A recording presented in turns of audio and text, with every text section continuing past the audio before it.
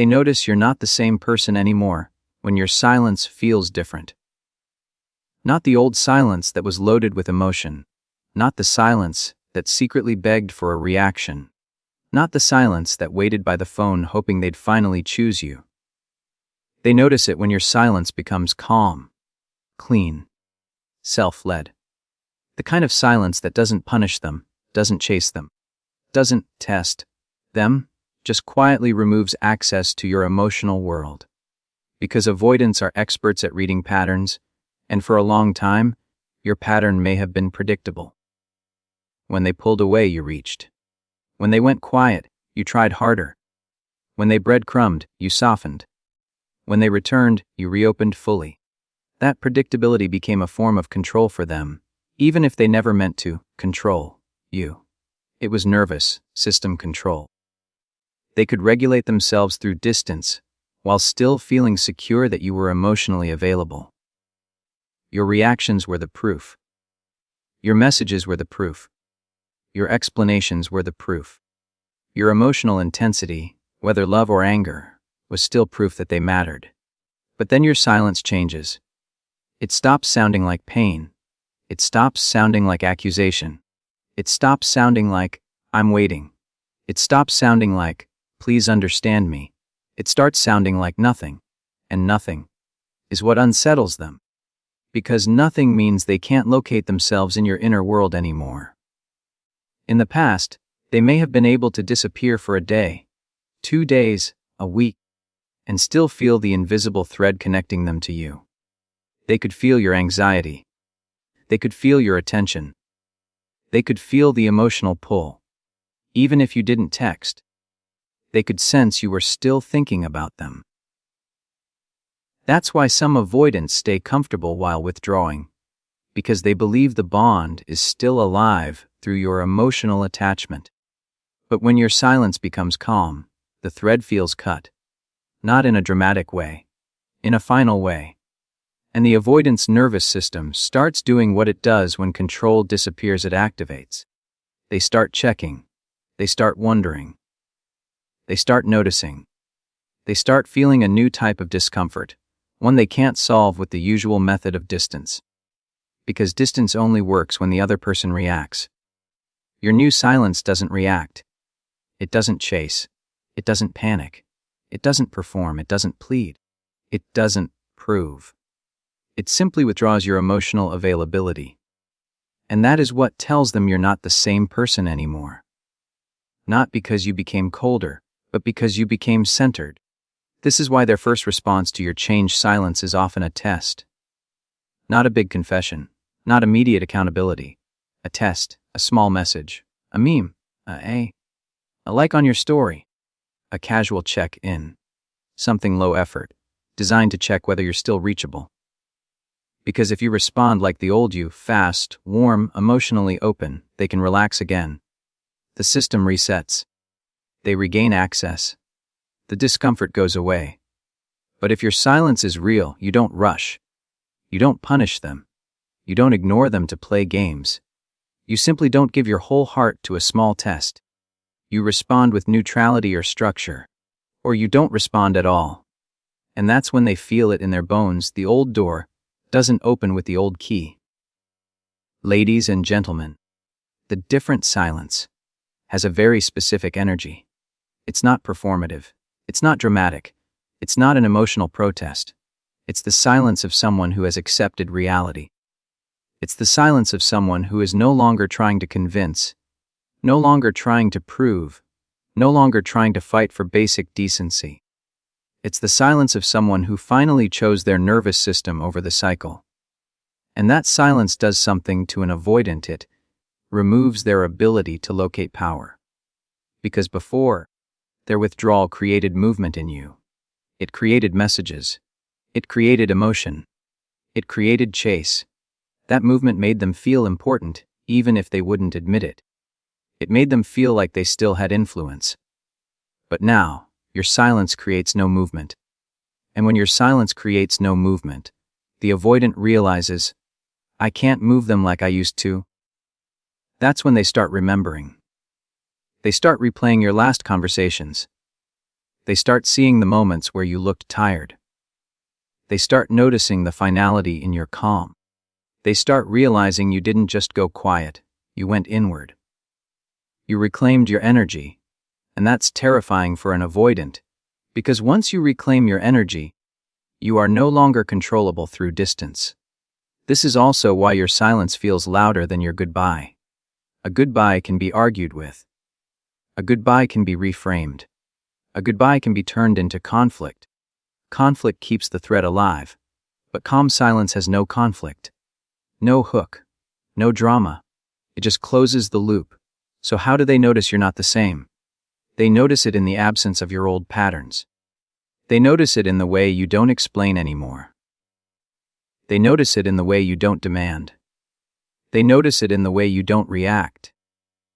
They notice it in the way your life continues without broadcasting pain. They notice it when they can't trigger you into the old dance. And that's when the power shifts. Because the moment your silence becomes calm and self-led, you communicate something without saying a word. I'm no longer negotiating for love. I'm no longer available for inconsistency. I'm no longer the person you can keep on standby. And whether they step up or step away, that silence marks the real transformation. You didn't change to get them back. You changed to get yourself back. They notice you're not the same person anymore when you stop chasing and you stop explaining, because chasing and explaining were the emotional fuel that kept the old dynamic alive.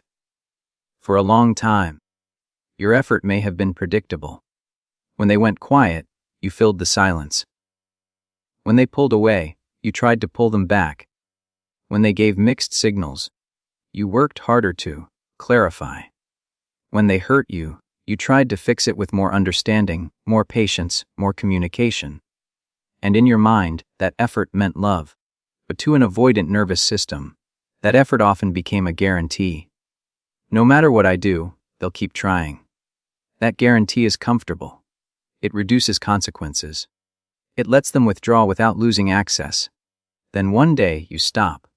Not with a dramatic speech, not with threats, not with emotional explosions.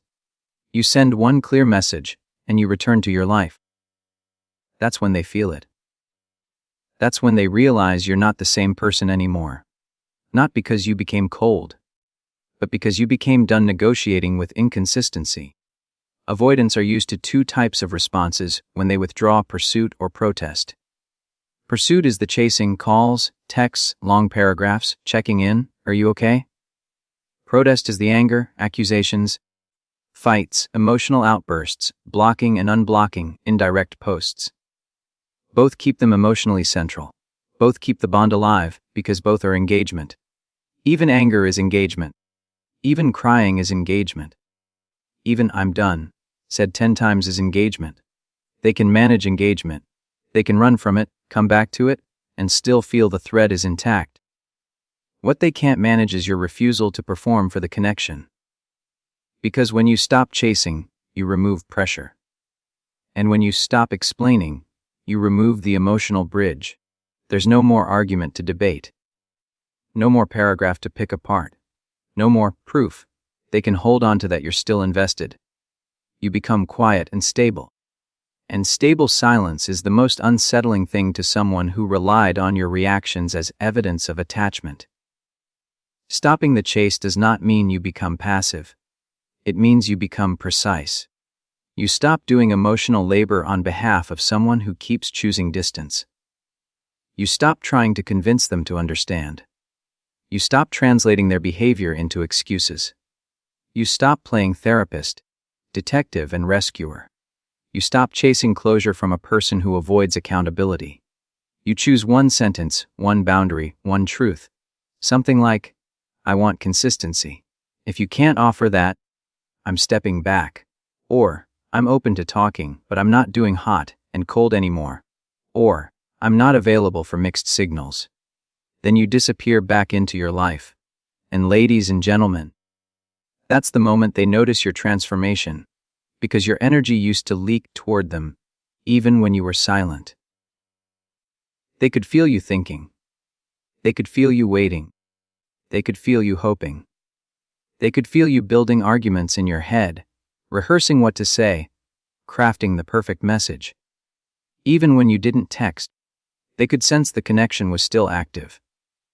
But when you stop chasing and stop explaining, the connection goes quiet in a different way. It goes quiet like a door that is closed softly, not slammed. They start feeling the loss of influence. In the old dynamic, they could disappear and then return with a simple "A," and you would light up. They could give you crumbs and you would treat it like a meal. They could withhold communication and you would fill the gap with effort. That made them feel safe. That made them feel important. That made them feel like they could keep you without fully choosing you. But the new you doesn't respond like that. The new you doesn't reward crumbs. The new you doesn't panic in silence. The new you doesn't plead for clarity. The new you doesn't write essays for someone who won't show up. And because the avoidance system relies on predictability, your changed behavior creates uncertainty. Uncertainty triggers their attachment system. Suddenly they start checking your profile. Suddenly they start thinking about you more. Suddenly they start remembering the last time you chased. Suddenly they realize they can't assume your availability. This is why they often test you right after you stop chasing. They send something small, expecting the old you to reappear. And if you respond with calm neutrality or structure, they feel the difference immediately. Because your response is no longer emotional. It's no longer eager. It's no longer trying to win them. It's simply present and self. That's what growth looks like. You stop trying to be chosen by someone who keeps withdrawing, and you start choosing yourself. And here's the biggest reason this transformation matters. It restores your self-respect. Over-explaining is often a form of self-abandonment.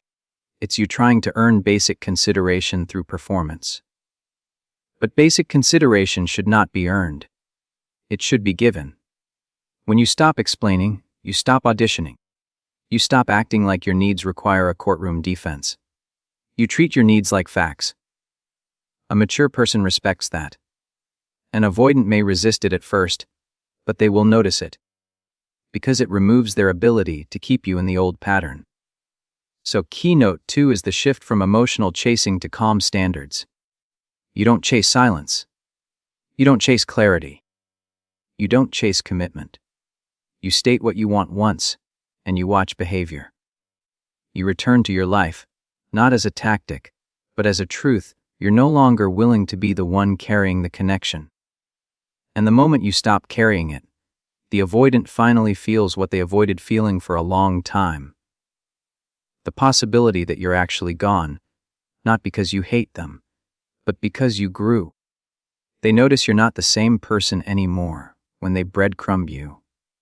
And you don't take the bait, because breadcrumbing is the avoidant's favorite, low-risk way to regain access without offering accountability. A breadcrumb is small contact with no commitment. A like, a random meme.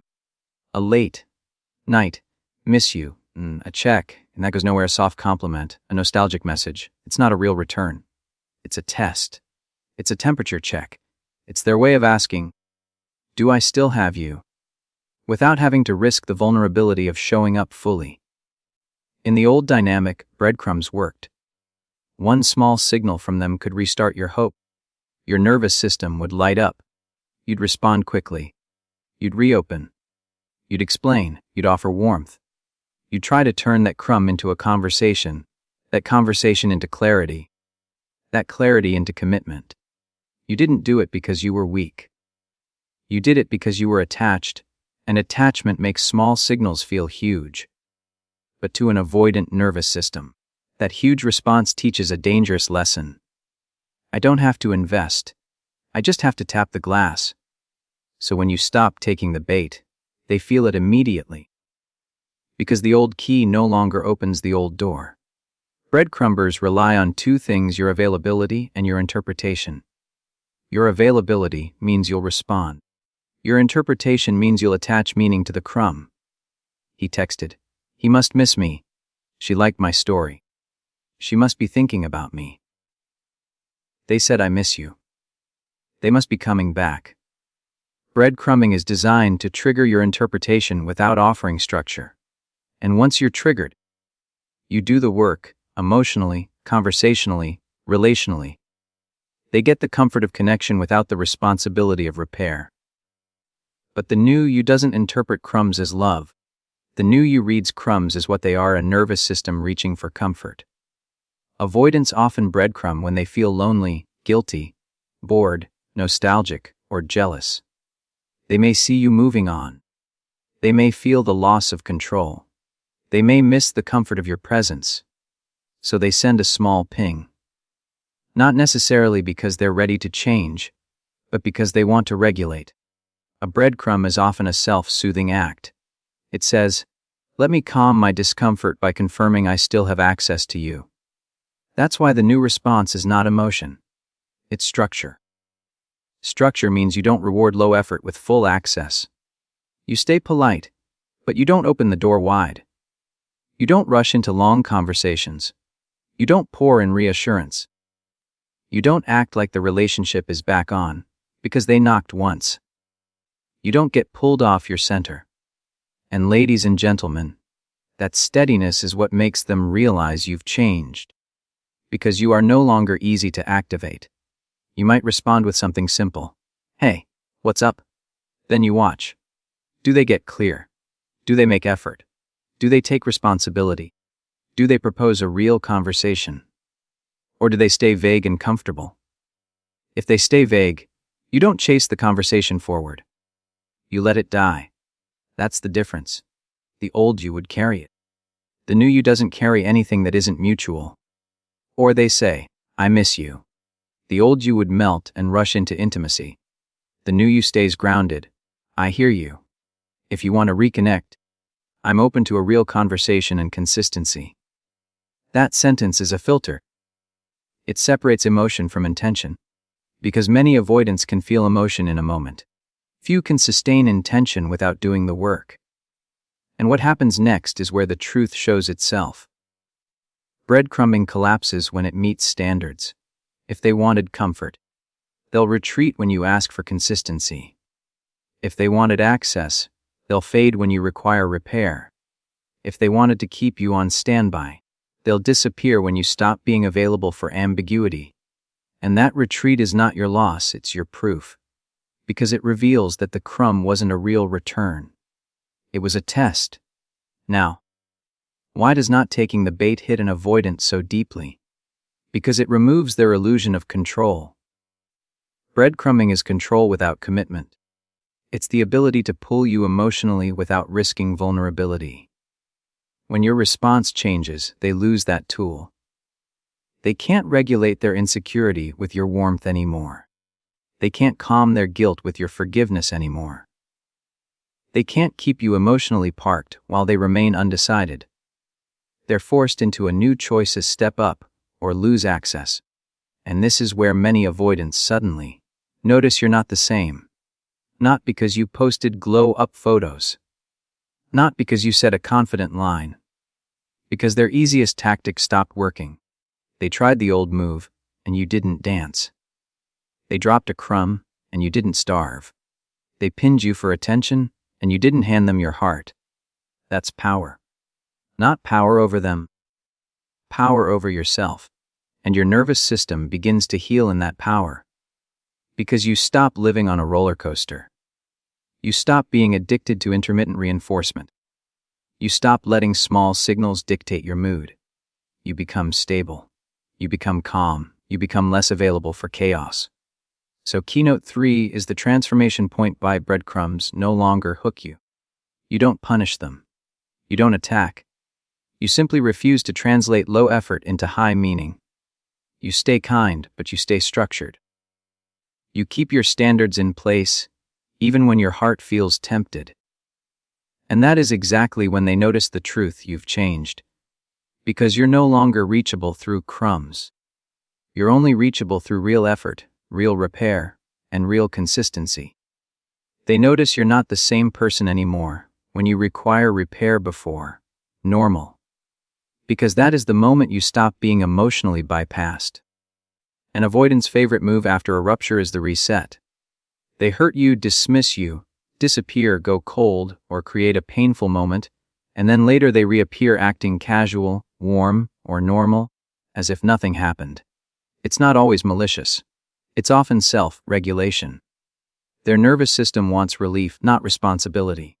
So they try to erase discomfort by skipping straight to the part where everything feels calm again.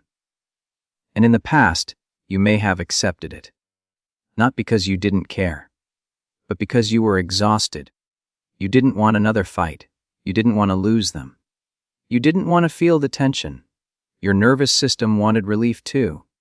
So you took the reset. You smiled. You acted normal. You swallowed your feelings to keep the connection. And that taught the relationship a rule: rupture doesn't need repair. It just needs time. Then you change. Now, when they come back acting normal, you don't explode. You don't punish. You don't write a 10-paragraph rant. You simply don't hand them intimacy while the wound is still open. You stay calm and you say something like, "I'm not ready to act normal until we talk about what happened." That one sentence is a seismic shift, because it blocks their escape hatch. Ladies and gentlemen, the reason this earns respect and triggers their awareness is because it forces accountability without chaos. It tells their nervous system, "You can't have access to my warmth while ignoring the damage." That means your emotional space is no longer freely available. It means you're not running on hope. It means you're not afraid to risk discomfort to protect your dignity. This is exactly when they notice you're not the same. Because the old version of you might have been easy to reset. One sweet message, one joke, one hey, one small affection, and you would soften. But the new you doesn't soften for performance. The new you softens for repair. Repair means 4 things: acknowledgement, validation, responsibility, and a new plan. Acknowledgement is, yes, that happened. Validation is, I can see how that hurt you. Responsibility is, I own my impact. A new plan is, here's how we'll handle it next time. Without those 4, the relationship is not repairing. It's repeating. And avoidants often hate those 4 because they require staying in discomfort. They require emotional presence. They require being seen. So they try to skip them. They try to reset instead. A reset is easy. Repair is hard. A reset lets them keep their self-image intact. A reset lets them avoid guilt and shame. A reset lets them avoid feeling your pain. A reset lets them avoid a deeper conversation. A reset lets them keep control through distance.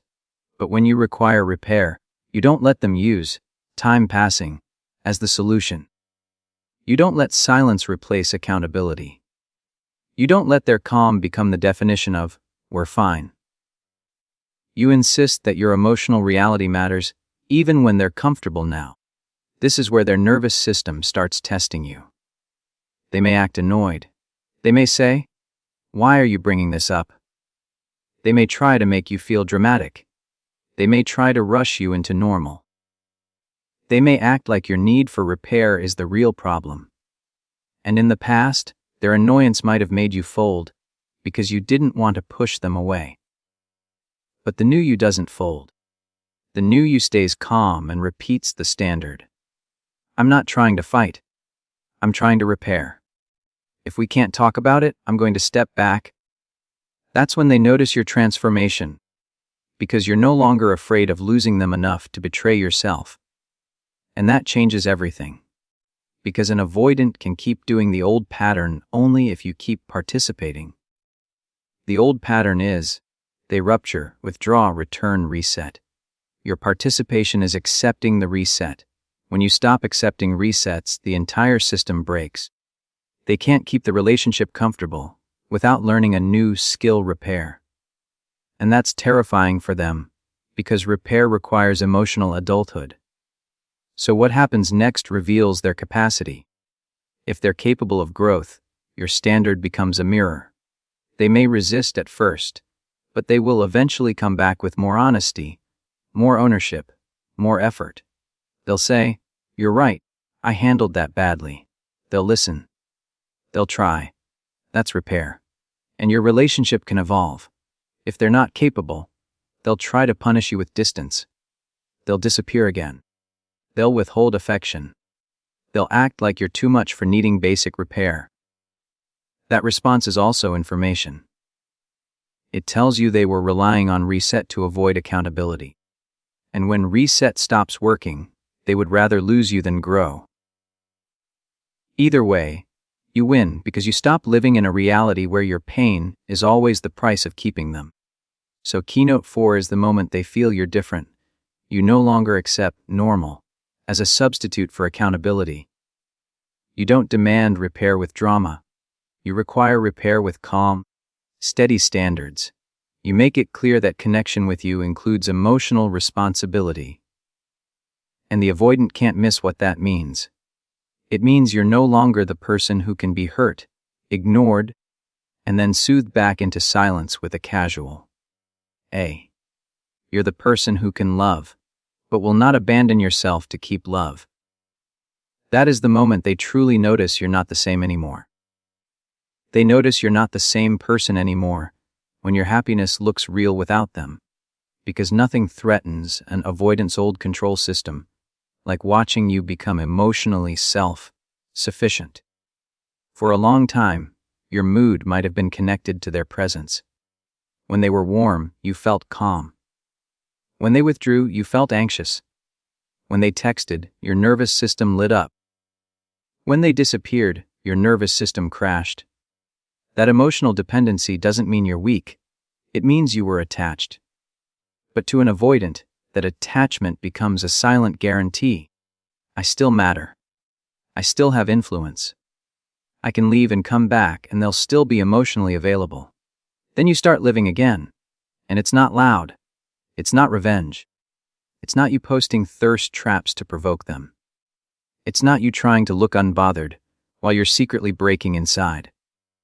Ladies and gentlemen, it's the most unsettling kind of change for an avoidant quiet happiness.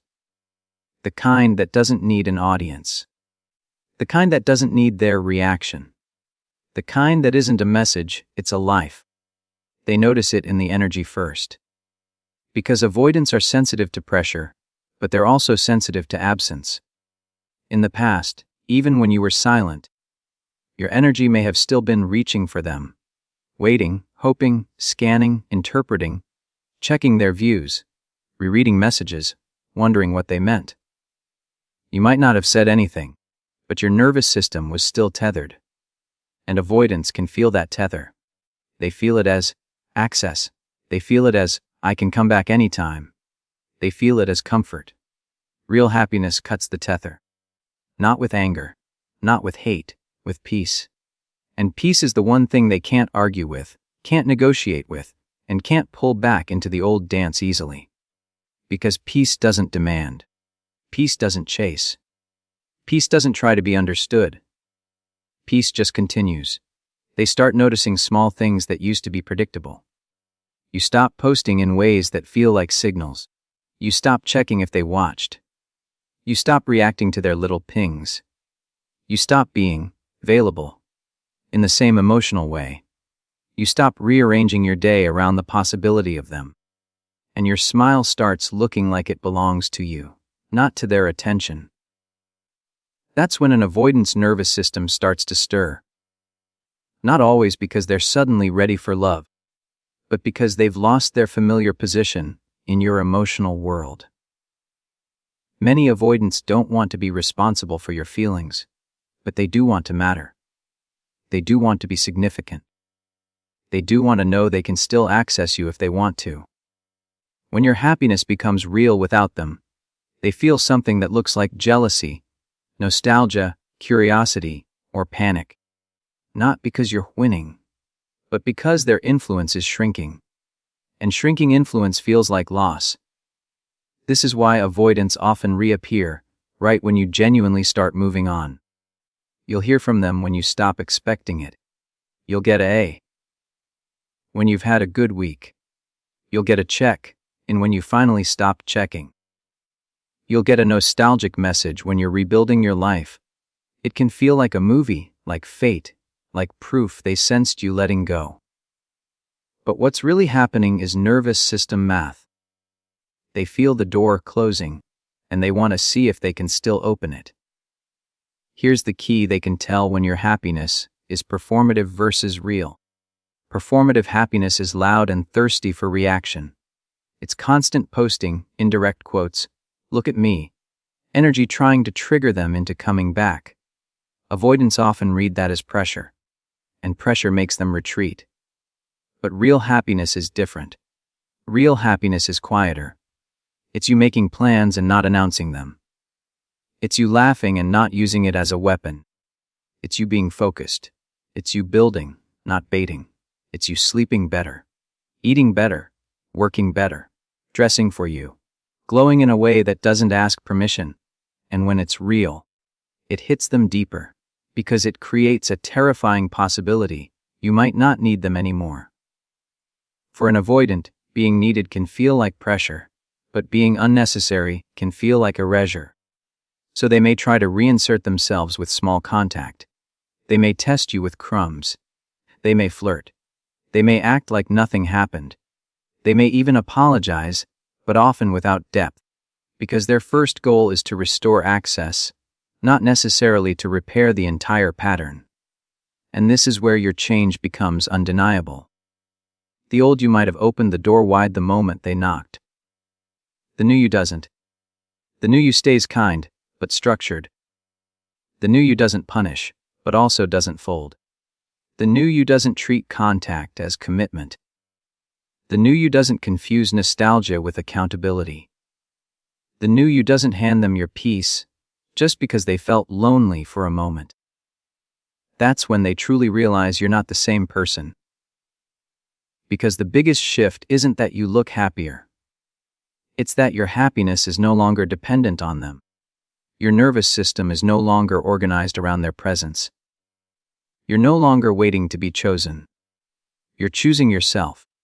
You're building a life that doesn't require their consistency to feel stable. And that is the most powerful kind of detachment, not the detachment that says, "I don't care," but the detachment that says, "I care, but I won't lose myself again." Your happiness becomes a boundary without you ever announcing it. It becomes proof that your life is bigger than the cycle. It becomes the moment an avoidant can't deny. The person they used to regulate with distance is no longer reachable through distance. Because you found your center, and you stayed there.